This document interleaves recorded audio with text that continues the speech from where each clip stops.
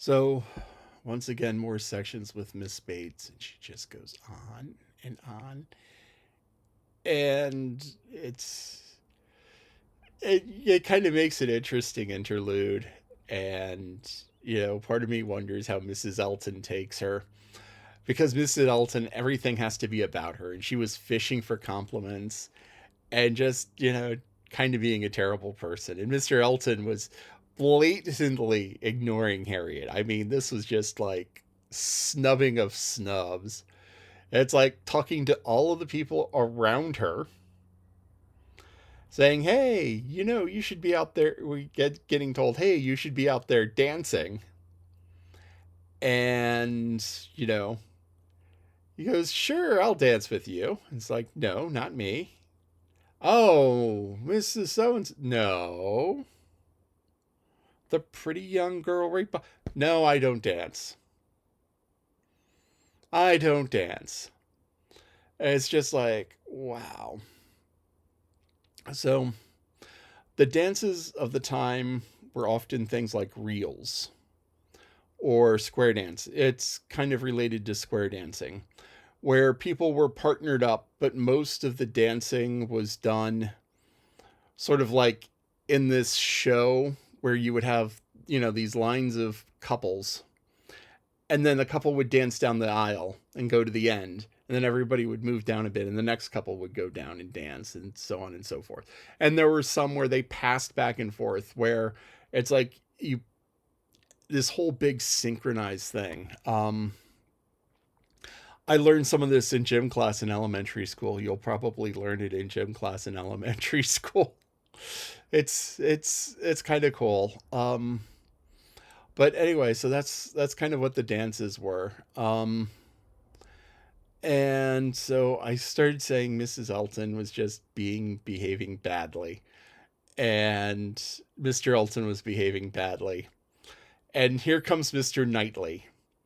And his name really, really fits. He is the classic knight in shining armor.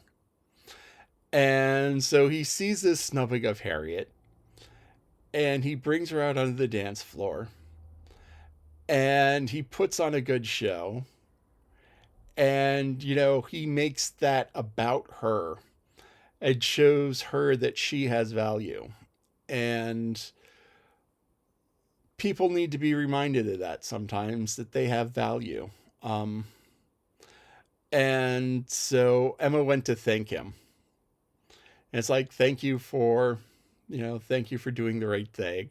And then he launches into this tirade about how bad the Eltons were. And Emma was like, yes, yes, all of the things. And then, someone, Mrs. Weston, was like, you'd better go dance. And she's like, yeah, I'd better go dance. And Mr. Knightley said, well, who are you going to dance with? And then she said, you, if you ask me. And then he asks her. And she says yes. And they go off and dance. But there's a little comment. We're not so much like brother and sister. So they are sort of brother and sister because Mr. Knightley's brother is married to Emma's sister. So that makes him her brother in law and her his sister in law. So in theory, they are brother and sister. Um, and it's not entirely uncommon for a pair of brothers to marry a pair of sisters. Um, Happens all the time. And when they have kids, the kids are double first cousins. And once again, this is a thing. It happens today, especially in small communities. But honestly, it's not that rare. Because, I mean, if you think about it, if you and your siblings are a year or two apart, you're going to be hanging out with the same sort of people. And because you're hanging out with the same group of people, if you have a brother, if you have two brothers and they're a couple years apart and they date two sisters a couple years apart, then, that just matches up. Now, this is a little bit different because Mr. Knightley is older than his brother and Emma is younger than her sister. So there's a larger age gap between Mr. Knightley and Emma, but it's not insurmountable. And there's also the brother and sister thing. A lot of the discourse between Mr. Knightley, a lot of the talk between Mr. Knightley and Emma is often at a friendly, familial banter level where it's the type of jokes that I make with my sister and she makes with me and she makes with my brother and I make with my this is just the sort of haha inside jokes, and that's what they're doing.